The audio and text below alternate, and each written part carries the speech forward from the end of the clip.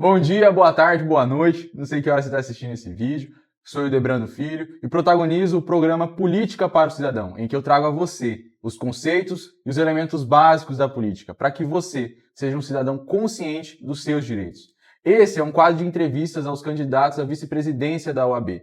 No dia 18 de novembro se encerrarão o pleito das eleições da OAB. Estou aqui com a doutora Luciana Castrecchini. Muito obrigado por ter aceitado o convite. A senhora muito nos honra com a sua presença aqui. Eu que agradeço a oportunidade, Debrando. Bom, pessoal, nós separamos esse momento de entrevista, doutora, em 4 momentos que foram inspirados em vários livros da literatura. E nesse primeiro momento, eu gostaria de fazer algumas perguntas para a senhora, para explicar como que funciona o sistema OAB para a população, para o advogado. E nesse primeiro momento, nós nos inspiramos no livro de Eneida de Virgílio. Por quê? Porque ele explica no livro toda a linhagem, desde Enéas, lá com a guerra de Troia, com os gregos, até chegar na lenda de Roma, de Rômulo e Remo, que se não uma das maiores cidades-estados da história do Ocidente, talvez a maior. E o nosso direito brasileiro teve origem no direito romano. Diante disso, eu faço a primeira pergunta da nossa entrevista, doutora. O que é o direito? Para mim, direito é o respeito à sociedade. É a garantia das prerrogativas, é a garantia da segurança, é a garantia realmente da pessoa poder se defender e requerer aquilo que lhe cabe, efetivamente, como a própria palavra diz, direito, né? Então, assim, eu acho que o direito rege a sociedade, inclusive para que elas possam, juntos, estabelecer um critério de convivência saudável, né? Então, são leis e regras que viabilizam realmente que a sociedade, ela realmente, ela se encaixe, né? Sem que ela tenha esses tumultos e cada um faça exatamente o que quer. Doutora, muitas das vezes a população acredita que só de você finalizar a faculdade de Direito você já se torna advogado. Eu gostaria de perguntar para a senhora como que se torna um advogado? Quais são os requisitos para se tornar um advogado? Na realidade é o seguinte, depois de completar a faculdade, né, ser bacharel em Direito, tem que passar por uma prova da OAB. Essa prova da OAB que vai dar o licenciamento para a pessoa advogar. Antes disso, ela só é um bacharel. Então, aprovado na prova da OAB, certo? Ela se torna advogado. Quais são os órgãos da OAB? O sistema OAB ele tem vários órgãos, né? Caixa de Assistência, o Conselho Federal. Quais são esses órgãos? Na realidade, nós temos nas subseções a diretoria, né, que ela é composta pelo presidente, vice, secretário-geral, adjunto e tesoureiro. E nós temos a Caixa de Assistência também nas subseções. No Mato Grosso, nós temos 29 subseções. Né? No Estado, nós temos um cenário parecido. Nós temos, na realidade, o presidente e o vice, também o secretário-geral e adjunto, o tesoureiro e a Caixa de Assistência. Acrescido a isso, os conselheiros estaduais. Né? E no nível federal, aí, nós temos, na realidade, o presidente e vice ao mesmo cenário que anteriormente e os conselheiros federais. E gostaria de fazer a pergunta, qual que é a diferença entre o Conselho Federal e Estadual? Apesar do nome ele já mostrar uma diferença, mas quais são as diferenças dentro das atribuições? Na realidade, eu acredito que além da questão desta competência regional, territorial, o Conselho Estadual, na realidade, ele cuida muito mais das questões que regula o próprio Estado, certo? Lá eles julgam processo disciplinar, eles vão determinar quais vão ser os atos que a OAB vai tomar, entendeu? Se vai fazer um desagravo, por exemplo, vai aprovar quem é que vai participar das comissões, certo? Quem vai ser presidente, toda a composição, isso passa pelo Conselho, inclusive a aprovação de quem solicita para entrar nas comissões, né? A questão do quinto, né? A questão do quinto constitucional, né? É o Conselho Estadual que passa pelo quinto, quem vota são os conselheiros titulares. Então, assim, nós temos, na realidade, essas condições no Conselho Estadual, né? O Conselho Federal, embora também julgue processo disciplinar numa instância superior, porque a gente tem, assim, vamos analisar no cenário que nós temos, né? A subseção é o fórum, certo? O Conselho Estadual seria o Tribunal de Justiça e o Conselho Federal, inclusive, como se fosse o STJ. Então, assim, mais ou menos nessa escala.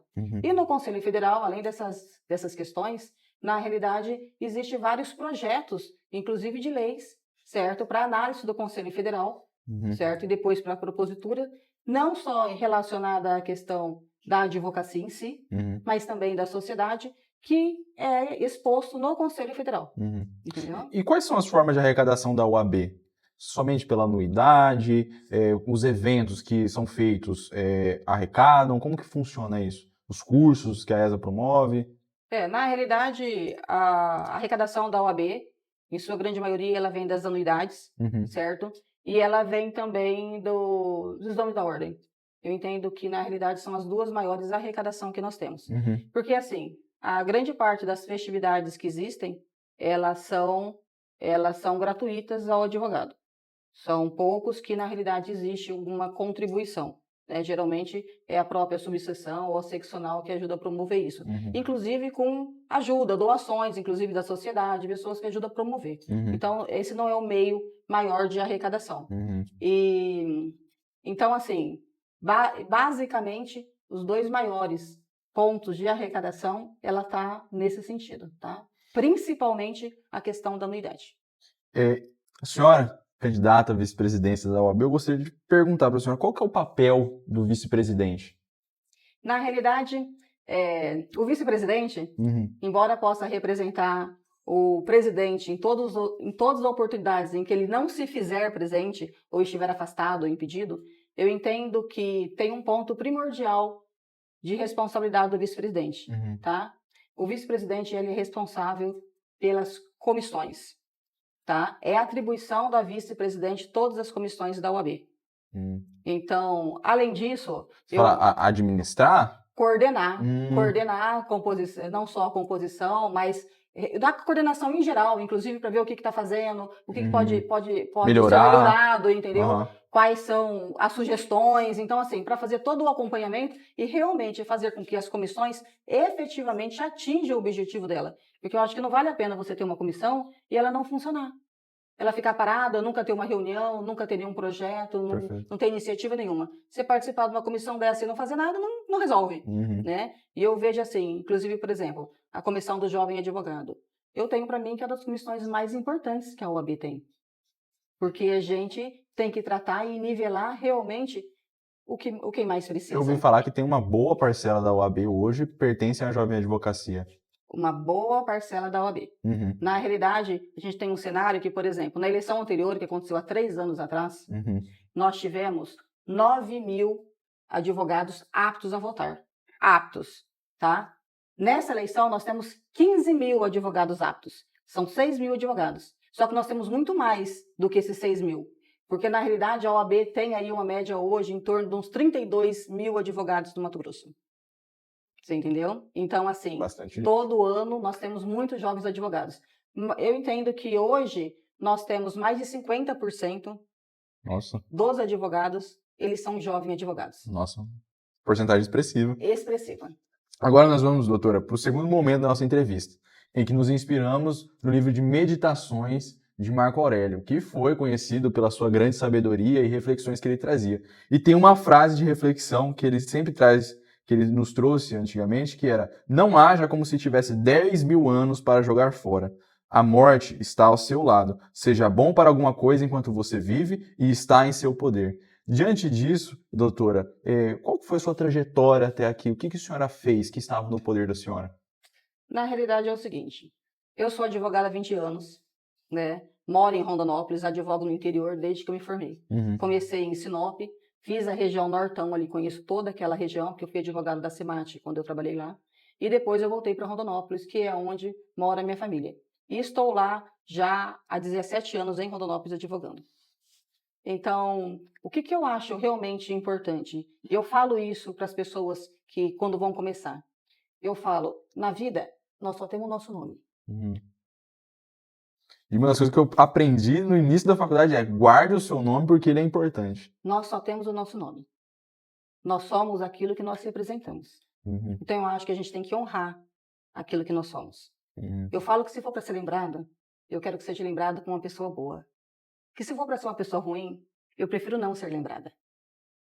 Eu acho que nessa vida, a gente tem que ter propósitos. Eu vou fazer essa pergunta, hein? Podemos passar a vida inteira sem que ninguém saiba o que a gente faz. A gente pode se dar a oportunidade e a iniciativa de fazer a diferença. E é por isso que eu me tornei advogada. E quais são as propostas da Chapa 2 para a UAB? Na realidade, nós temos várias propostas. Sim. Dentre elas, o que eu acho assim de maior importância, tá? Primeiro eu vou tratar a questão do jovem advogado, certo? Nós entendemos que para o jovem advogado, principalmente no início da carreira, é muito difícil para ele prosperar no mercado. O que acontece? Ele tem muita despesa. Ele tem que cuidar do escritório, ele tem toda a despesa de estrutura, a própria despesa dele. Então, a OAB, analisando a arrecadação que tem, inclusive essa é a proposta do nosso presidente de Caixa, né? Nós temos condições do primeiro ano isentar a anuidade da OAB e nos 2 anos subsequentes ser um valor gradual, né? Bem insignificante. Por quê? Porque a gente entende que esses 3 anos, eles são os mais difíceis para o jovem advogado. Mas o que eu acho mais importante, né, entre as propostas para o jovem advogado é a questão do aprimoramento. Hoje a ESA tem vários cursos, só que esses cursos não chegam para o interior. E além da gente querer levar esses cursos para o Mato Grosso todo, nós temos no nosso projeto a fazer mini cursos práticos, certo? Então você vai pegar uma certa matéria e nós vamos apresentar mini cursos práticos sobre aquilo, certo? O que vai calçar muito mais o jovem advogado para ter segurança. A gente sabe que, infelizmente, às vezes o jovem advogado sai, ele não sabe fazer o próprio contrato de honorário. Isso é verdade. E no mercado, ele sente uma insegurança muito grande. Então, eu acho que a OAB é função dela dar suporte ao advogado. Então, além de uma procuradoria que pode dar suporte ao advogado, que vai acompanhar pelo processômetro o andamento dos processos, onde está andando mais, onde está andando menos, entendeu? Para que a OAB possa cobrar, eu acho que como base a gente tem que aperfeiçoar o jovem advogado. A gente tem que ajudar ele a se estabelecer na profissão. Porque das duas, uma. Se a gente não faz isso, Delbrando, ou ele vai desistir, ou ele vai se tornar um advogado sem qualidade. E não é isso que nós queremos, porque é esse advogado que vai representar a sociedade. Eu sempre falei, nós não temos concorrentes, tá? Nós somos respostas daquilo que a gente se propõe. Você faz o serviço com qualidade, você vai prosperar e vai ter sempre serviço. E eu não quero que o meu colega não tenha qualidade. Isso não me abre uma concorrência, pelo contrário. Quanto mais qualificado ele for, mais vai incentivar os outros advogados a também buscar informações e se aperfeiçoar. Não só os jovens, mas também os outros advogados aí plenos que nós temos. Esses minicursos vão ser gratuitos? Esses minicursos serão gratuitos, tá? Eles serão gratuitos. Nós temos, na realidade, também, Delbrando, a questão da mulher, tá? Nós temos aí propostas, inclusive, de ter um centro de apoio à mulher, tá? Principalmente aquela mulher que está voltada para a violência doméstica, entendeu? Esse centro, inclusive, psicológico. Nós temos um auxílio às pessoas que estejam com dificuldade, não esteja com problema de saúde, entendeu? Então, assim, uma doença grave. Então, eu acho que, na realidade, a gente tem que voltar e dar apoio. Eu vi uma proposta que falava sobre a questão do baby, de deixar as crianças dentro da sede da UAB. Exato. Como vai ser feito então, isso? Nós temos 2 propostas relevantes em relação a isso. Nós temos a questão do auxílio maternidade, que hoje existe na OAB. Como funciona? A advogada ganha o bebê e ela pede o auxílio maternidade. E a OAB restitui para ela, certo, o proporcional do que ela pagou aquele ano. Nós entendemos que isso é muito pouco. Porque a mulher, na realidade, quando ela ganha o bebê, inevitavelmente ela tem que se afastar um pouco das atividades. E a OAB tem condições de contribuir mais.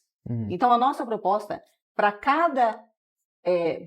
tendo em vista o que nós levantamos do que foi pago no ano passado, certo? Nós temos condição de pagar para cada mulher que ganhou o bebê R$3.000. Eu entendo que não vai resolver o problema dela, mas vai efetivamente contribuir e ajudar na situação dela.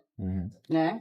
E mais um detalhe, nós temos aí também uma proposta que é relacionado a convênio com creches, né? Essa eu não ouvi falar.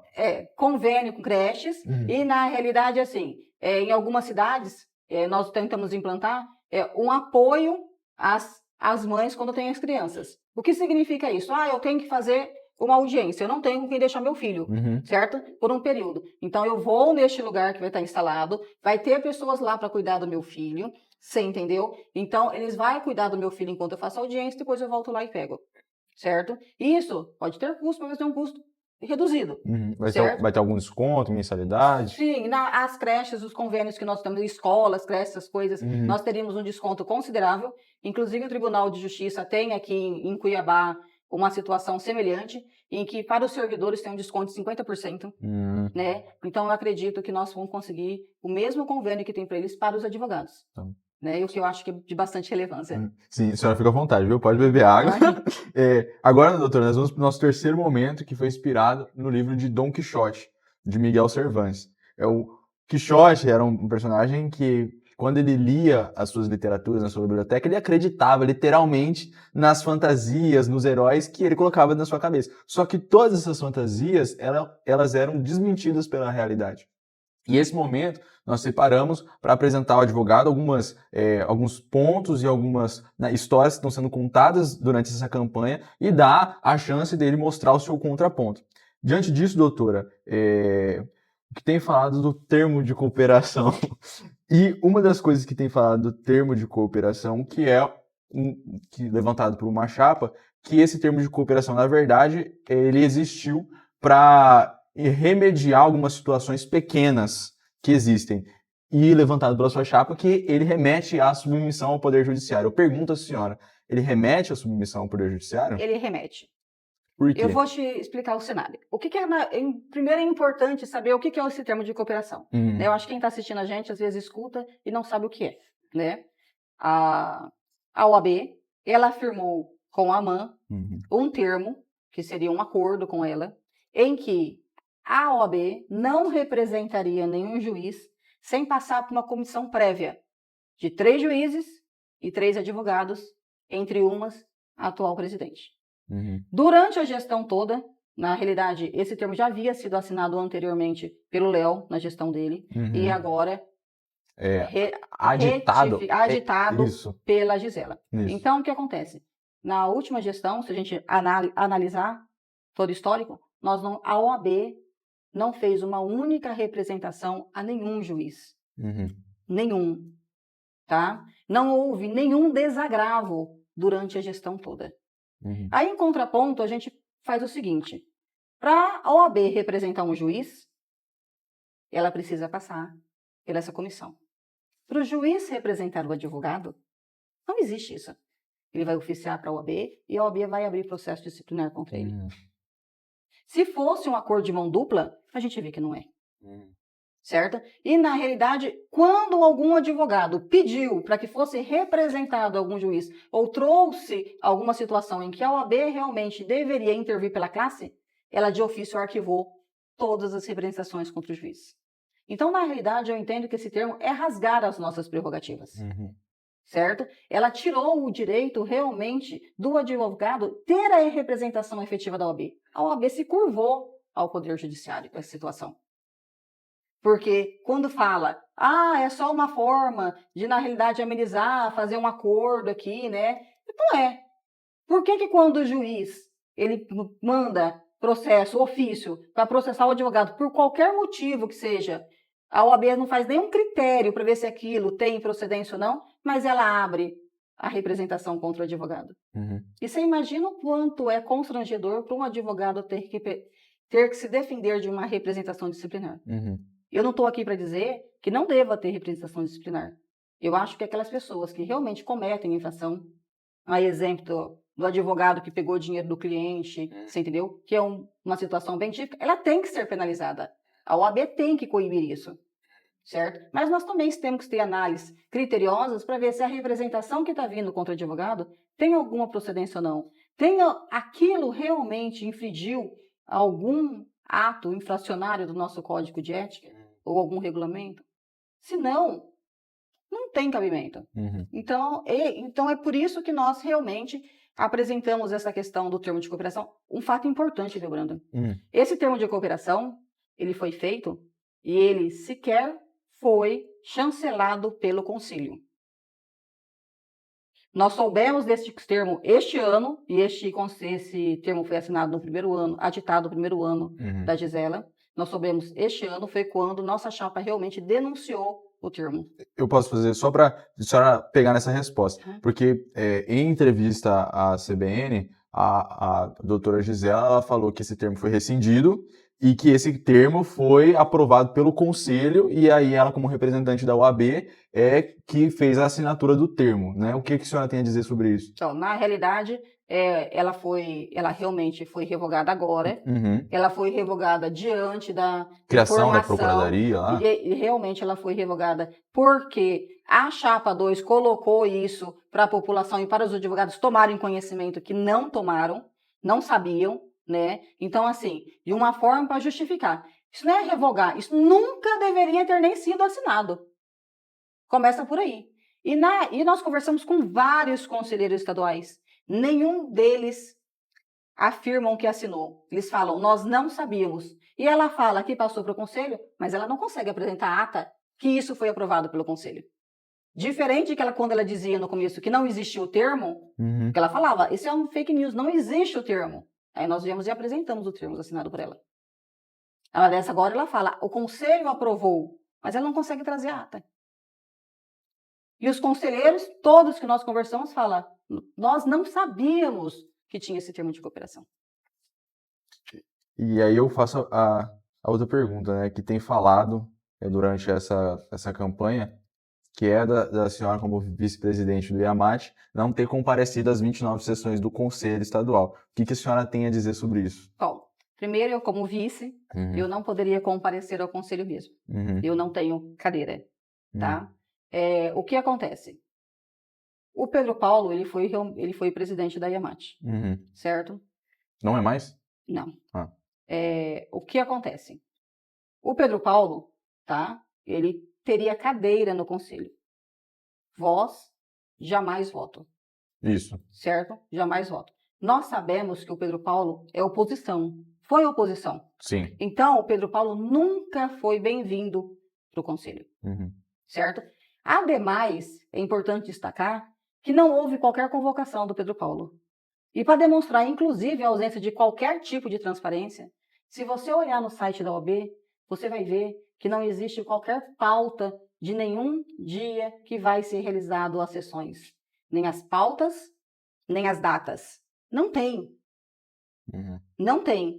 Por exemplo, se tivesse lá as pautas e nós tivéssemos tomado conhecimento de alguma coisa que fosse relevante, talvez tivesse uma outra situação. Nós não temos. Primeiro, ele não participa dos processos onde tem questão processo disciplinar. Aquela parte ele não vai. Ele só pode entrar nas discussões posteriores de voz no conselho. Tá? Então, assim, o que acontece? No Conselho Estadual, primeiro, julga-se todos os processos disciplinares. E depois disso, que fazem algumas ponderações, você entendeu? Sobre a questão da advocacia, sobre algum trâmite que vai ser tomado, sobre a questão de desagravo, sobre as dificuldades que tem nas subseções. Somente nesta hora que poderia haver a composição da cadeira. Inclusive, essa cadeira também tem para todos os conselheiros federais e todos os presidentes das subseções. E nenhum deles nunca participou. Justamente porque não tem voto. E você imagina, se eles que estão da gestão, que têm maior interesse, inclusive, de trazer as dificuldades das suas localidades, não comparecem, você imagina se a pessoa que foi oposição, que não é benquista na OAB, como é que ela é recepcionada? Mas o Pedro Paulo, como presidente, nem por isso ele foi omisso quanto esteve na presidência. Um fato que nós temos aí é que houve uma aprovação de uma lei, que foi a pedido do Pedro Paulo, você entendeu, como presidente da AMAN, para que as custas processuais daquelas ações que envolvessem honorários advocatícios fossem pagas ao final do processo ou para a parte vencida. Porque o que acontecia? Chegava na hora de fazer um cumprimento ou uma execução, você nem recebeu os honorários, você tinha que pagar os custos para fazer. A OAB não fez isso. Esse foi um projeto aprovado em razão dos pleitos do Pedro Paulo. Pelo IAMAT. Pelo IAMAT. Aí eu queria até perguntar isso, porque recentemente soltou um vídeo falando que tanto a senhora como o Pedro Paulo esquentavam cadeira ou que não apareciam na cadeira do IAMAT. Tá. As propostas, o que vocês fizeram com o Iamate? Não, na realidade é o seguinte, embora a gente tenha essa questão voltada e direcionada realmente às custas processuais, né? A Iamate, ela tem uma finalidade muito grande de estudo. Então, a gente faz sinopse, você entendeu? A gente faz debate entre os advogados, você entendeu? Em várias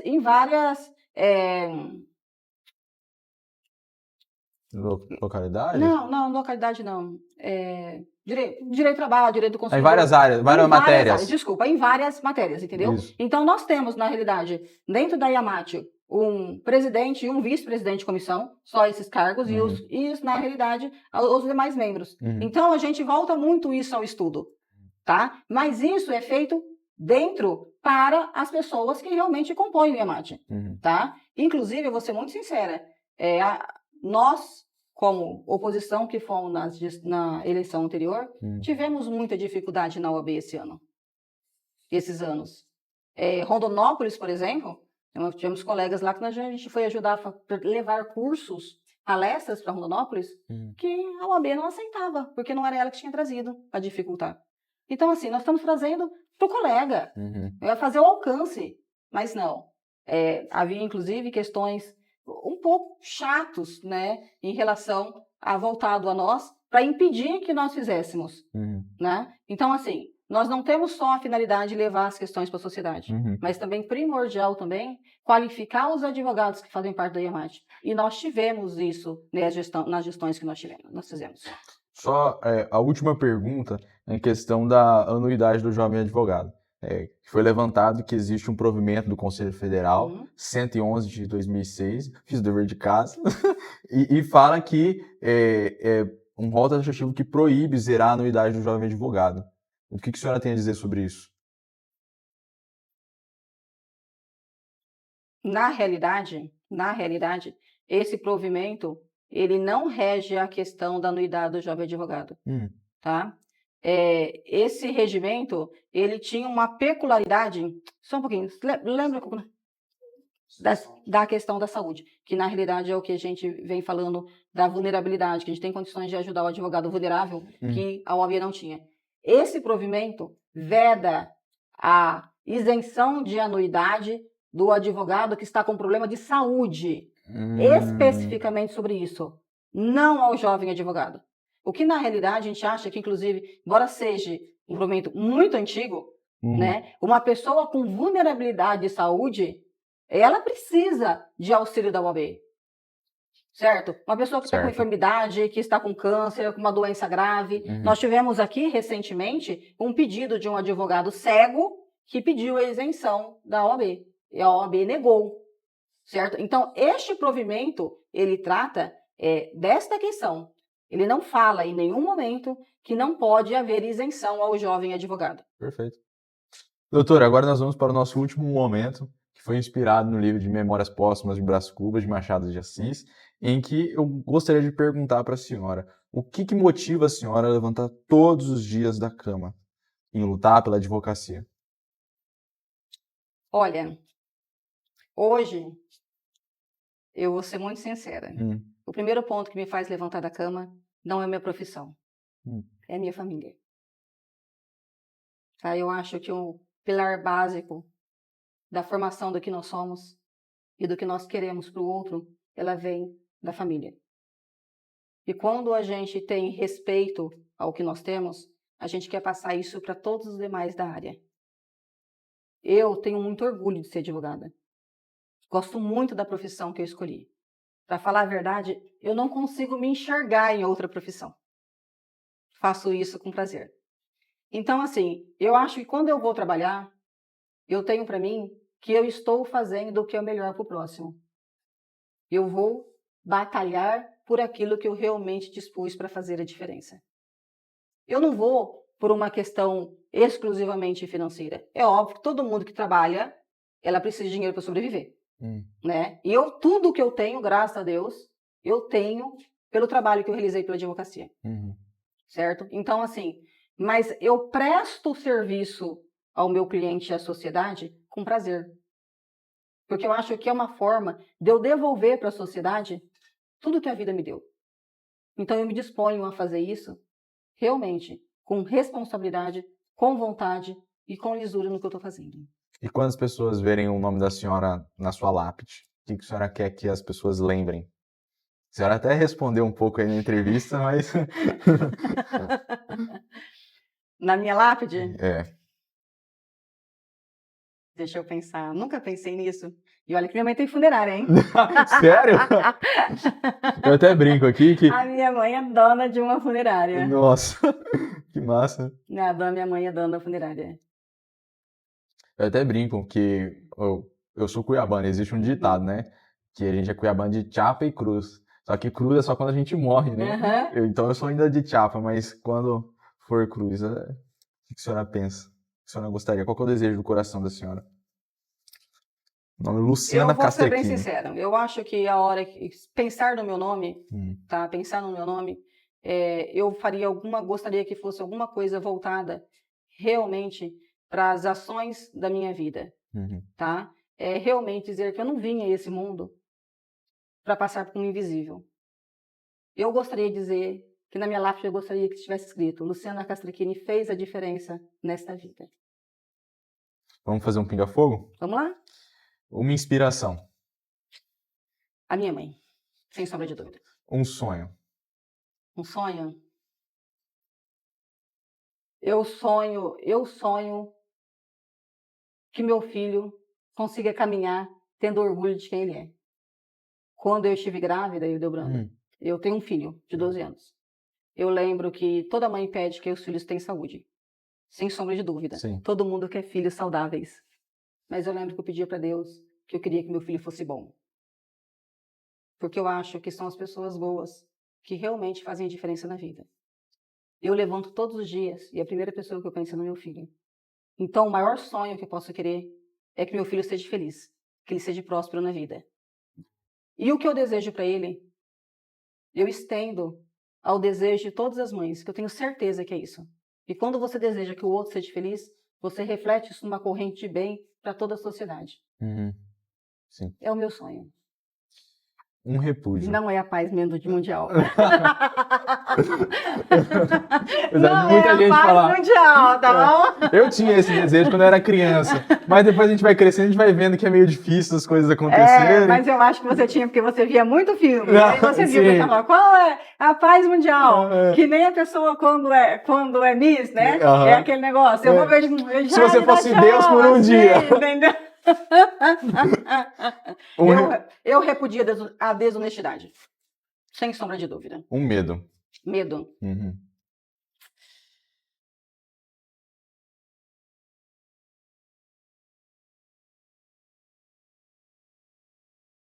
Eu vim pensando sobre isso. Eu sou uma pessoa que tem muito pouco medo da vida. Né? Sério. Muito pouco medo da vida. Mas por quê? Porque eu acho que eu não tenho muito receio de que nós vamos colher aquilo que nós não plantamos. Eu acho que, para mim, pessoalmente, o único medo que mais me incomodaria é se eu sofresse algum acidente, alguma coisa, e ficasse incapacitada dependendo dos outros. Esse é o único medo que eu tenho. Agora, o medo das dificuldades da vida, eu vou ser sincera, eu não tenho.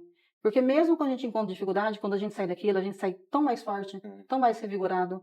Então, assim, e a vida é cíclica. Um dia você está lá em cima, um dia você está lá embaixo. E cada volta que você dá, quando você chega lá no topo, você é outra pessoa. E Deus nos ampara. E Deus nos ampara, sem sombra de dúvida. Tem um versículo na Bíblia que fala assim, eu dou comida até para o pássaro que voa, quanto mais eu não vou cuidar de você. Então, a gente tem que levar isso pro nosso coração. Um dia eu fui numa dentista da minha mãe, e lá tinha uma jarra d'água que dizia assim, que se você desse um pedaço de pão, né, podia ser uma bondade, né? Mas se você passasse manteiga, né, o quanto que aquilo faria diferença. Né? Então, assim, a gente sempre pode fazer mais. Sempre. Sempre. Uma qualidade. Uma qualidade? Eu sou proativa. Proativa? Eu sou ligada no 220. Eu não gosto de procrastinar, eu gosto de solução, eu gosto de resolver o problema. Um defeito. Um defeito? Eu gosto muito de filme, eu acho que isso é um defeito. Eu sou caseira. Mas por que um defeito? Porque eu sou caseira. Entendi. Entendeu? Eu sou caseira. Eu gosto de preservar muito, muito o que eu tenho de lar. Certo? Então, chega no final de semana, eu gosto muito de estar em casa. Não gosto de sair. Eu não gosto de sair. E mesmo porque eu acho o seguinte, seus amigos verdadeiros serão seus amigos em qualquer condições. E seus amigos não tem lugar melhor para você receber do que dentro da sua casa. Não é na rua. Então, assim, talvez isso seja um defeito. Eu gosto muito de viajar, certo? Mas eu sou muito caseira. Um livro. Um livro. Como eu era antes de você. Agora, em homenagem a todos os estudantes de direito, viu, doutora? Civil ou penal? E por quê? Civil. Civil. Eu acho que o civil, você consegue abranger a sociedade no que tange realmente toda a vida financeira, sentimental, você entendeu? E os direitos básicos que eles têm.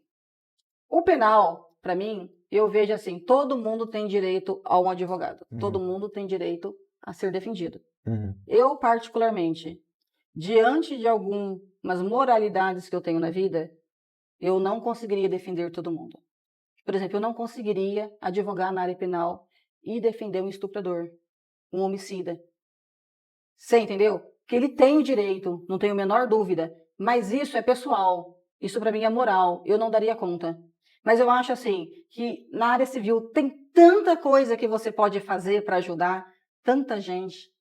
Né? Na área de família você tem uma dimensão imensa.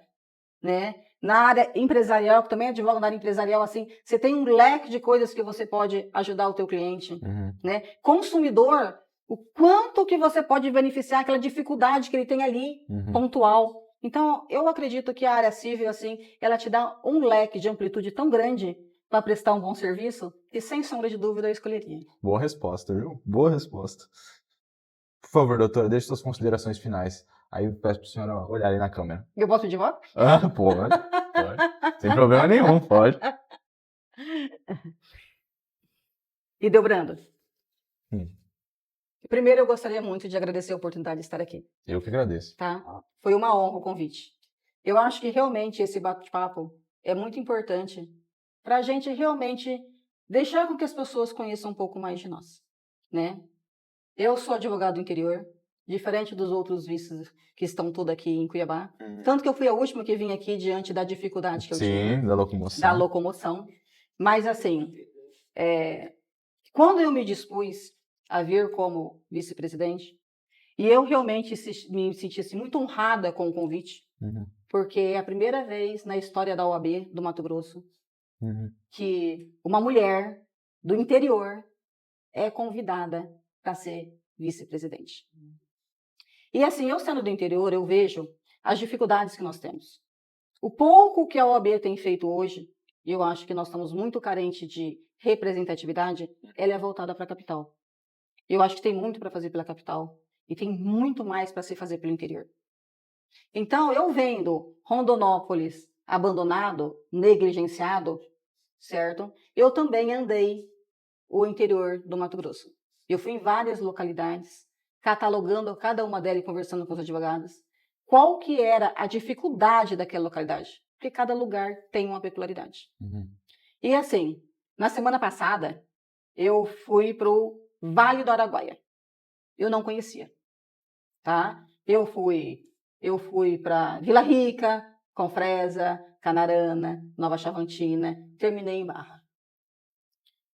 Quando eu entrei neste projeto, eu vou ser muito sincera, eu entrei porque eu acreditava que as propostas que o Pedro Paulo tinha, certo? O projeto que estava engajado, as pessoas que vinham junto, porque tem muita gente empenhada numa corrente bem para fazer a diferença, você entendeu? Seria um ponto assim crucial para a gente fazer alguma modificação que realmente refletisse na advocacia. Mas semana passada, quando eu estive naquela região do Vale do Araguaia, que eles chamam do Vale dos Esquecidos, e hoje eu sei por quê, eu saí de lá bastante impactada com o que eu vi. Eu fui em Confresa e eles me relataram que eles chegaram a ficar 3 anos sem juiz. 3 anos sem juiz, nem substituto tinha. Como é que uma pessoa vive dignamente da advocacia com 3 anos sem juiz? É uma resiliência muito grande se manter na advocacia. Não é? Aqui a gente faz muito mais administrativo até, porque o judicial a gente não tem respaldo. Eu fui em outras localidades, por exemplo, em Nova Chavantina, que eles relatou, nós não temos oficial de justiça. Então, assim, eu vi uma região tão carente, que quando eu olhei aquilo, eu falei, não é que a OAB pode fazer mais, a OAB nunca veio aqui. A OAB nunca olhou por aquele povo. Minimamente, a única coisa que eles têm relacionada à OAB é que todo ano eles recebem anuidade. Eles não têm absolutamente nenhum tipo de respaldo. Acredito que em nenhum momento ninguém reivindicou qualquer tipo de melhoria para aquela região. Sabe? Então, assim, eu voltei de lá muito impactada. E eu tenho para mim que na vida, a gente não está à toa. Tudo tem seus propósitos. E eu saí de lá acreditando que, muito mais do que eu acreditava quando eu entrei, eu estou saindo, que isso é um propósito de vida. Eu vou voltar lá. Se Deus me permitir e a gente for vitorioso nessas eleições, o que eu espero, eu vou fazer diferença lá. E ainda que eu não seja, é uma região que eu vou voltar. Sabe? Me impactou demais a realidade deles. Perfeito. Então, eu gostaria muito, né, que minimamente a gente começasse a mudar os rumos que a OAB tem. Eu não sou jovem advogado, Edelbrando. Eu já estou aí há 2 décadas. Eu vivi uma OAB que a maioria dos advogados que nós temos hoje, que é jovem advogado, não faz ideia que existiu. A OAB já foi a entidade o qual era mais respeitada pela sociedade. Hoje não é. Hoje o advogado não tem credibilidade. Eu acho que é importante resgatar isso. É importante para o advogado ele bater no peito e falar assim, eu tenho orgulho de ser advogado. Quem vive essa geração agora não presenciou isso. É tratado, na realidade, o advogado com descrédito. E é muito difícil a pessoa passar 5 anos no banco de uma faculdade. Às vezes batalhar a beça passar na OAB. Enfrentar uma advocacia e começar numa dificuldade tremenda, Sim. certo? E não ter sequer o respeito da sociedade. Perfeito. Então, dia 18, nós vamos ter eleição. Essa eleição é a primeira vez que nós vamos ter uma eleição online, tá? Nós vamos receber o link pelo e-mail, então é uma inovação. E para que nós tenhamos realmente uma nova OAB, para que a gente possa fazer as mudanças necessárias, eu solicito realmente, nós precisamos de voto. Tá, o negócio é o seguinte, dia 18 nós precisamos de voto. Pode tá? pedir. Chapa 2, Pedro Paulo e Luciana, para a gente mudar realmente os rumos da OAB, para a gente ter uma nova OAB e fazer a diferença na história do que nós temos da advocacia. Eu conto com vocês. É isso. Perfeito. Pessoal, agradeço, doutora, por ter aceitado o convite, ter vindo até aqui. Gente, é o que eu sempre digo, para um país melhor, você, cidadão, faz a total diferença. Você, com o seu voto, tem o poder de mudar o melhor para o nosso país. E você, advogado, com o seu voto, tem o poder para fazer com que a OAB seja aquela que você deseja. Então, no dia 18 de novembro, vote certo. Gente, Deus abençoe vocês e até a próxima. Muito obrigada. Obrigado, doutora. Muito